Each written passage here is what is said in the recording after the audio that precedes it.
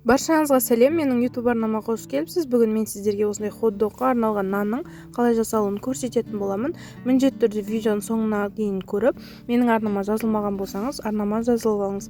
Ең алдымен қамырға қажетті заттарды дайындап алатын боламыз. Барлық зат бөлме температурасында немесе жылы болу керек міндетті түрде.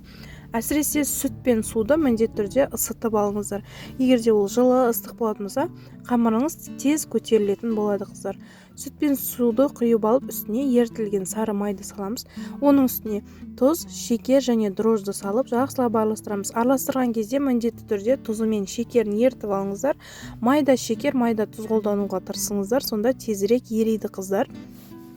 Енді үстіне бір жұмыртқаны саламыз. Жұмыртқа да бөлме температурасында болу керек. Қатты мұздай болғаны қажет емес, қыздар. Кейіннен үстіне електен өткізілген ұнды салатын боламыз. Ұнды міндетті түрде електен өткізіңіздер. Бірінші мына жерде 500 грамм ұн қостым да, кейіннен өздеріңіздің ұнның, жұмыртқаның шамасына қарай тағы қоса бересіздер, артық кемін. Бірақ қамыр өте жұмсақ болу керек, бірақ қолға жабыспайтындай бір келкі қамыр жасап шығу керек. Жұмсақтығын мен видеода көрсеттім. Осындай шамада жұмсақ қылыңыздар. Бетін жауып, тындырып 40-45 минутқа жауып қойып қоямыз. Міне көріп тұрғандарыңызда екі есе болып ісіп көтерілді. Екі есе болғаннан кейін бұны бөліп алып, барлығын бірдей етіп 10 дана қылып бөліп алдым мен. Менікі шамамен 110-100 граммдай қылып бөліп алдым. Барлығын бірдей осылай граммдап есептесеңіздер, өте әдемі бір келкі болып шығады. Осылай дөңгелектеп аламыз. Дөңгелектеп алғаннан кейін видеода көрсетілгендей етіп жаямыз, қыздар, барлығын.